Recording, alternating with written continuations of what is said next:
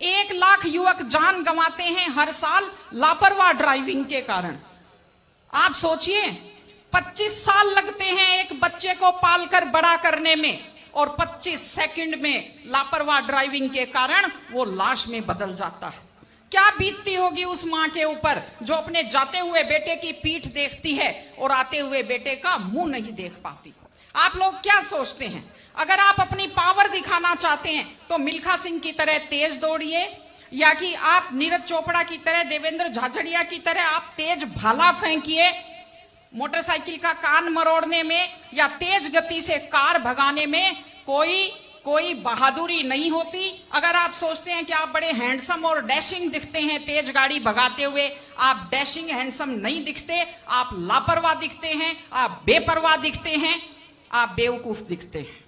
इसलिए कम से कम सड़क पर जब भी गाड़ी चलाएं, आप ध्यान से गाड़ी चलाइए। आपकी जिंदगी आपके माता पिता की भी है।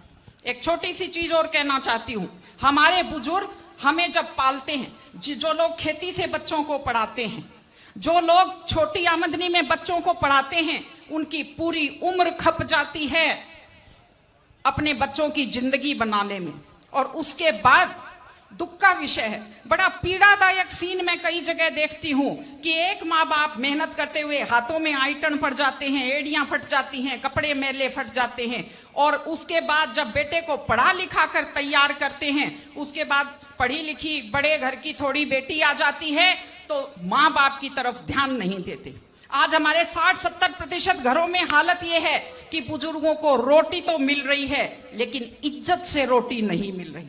इस चीज को बदलने की जरूरत है। माँ बाप, मैं आपसे कहती हूं, जैसी भी परिस्थिति होती है, माता पिता आपको राजकुमार की तरह पालते हैं। आपकी भी ड्यूटी है, जैसी आपकी हैसियत है, बुढ़ापे में उनको बादशाहों की तरह से रखिए, उनकी सेवा कीजिए, उनका सम्मान कीजिए। इस तरह से माता पिता की सेवा कीजिए। वो अपनी जिंदगी आपके लिए कुर्बान कर देते हैं। और माताएं बहनें बैठी हैं, एक छोटी सी लास्ट बात जो मैं कह रही हूं, बेटियों को समझदार बनाइए, बेटियों को बेटा मत बनाइए, क्योंकि बेटे तो लापरवाह होते हैं। बेटियों को समझदार बेटी बनाइए। जब वो घर से बाहर जाती है तो उसको समझाइए कि वो साथ अपने घर की इज्जत लेकर के जाती है। बेटियों को समझाइए कि कैसे लोग मीठी मीठी बातों का जाल लेकर शिकारियों की तरह से घूमते हैं, और अपनी बेटी को संस्कार दीजिए कि वो जिस घर में जाए अपने सास ससुर की सेवा करे। आजकल मैंने नया ट्रेंड देखा है, बेटियां माँ मम्मी की तो बहुत चिंता करती है लेकिन सास की चिंता नहीं करती हैं।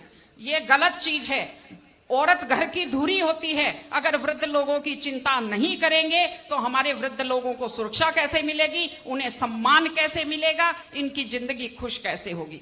इसलिए कोई भी कौम तभी आगे बढ़ती है जब वो संस्कारवान हो, जब वो मेहनती हो, जब वो शिक्षा पर ध्यान दे। हमने ये सब किया है, मैं आपको बधाई देती हूं।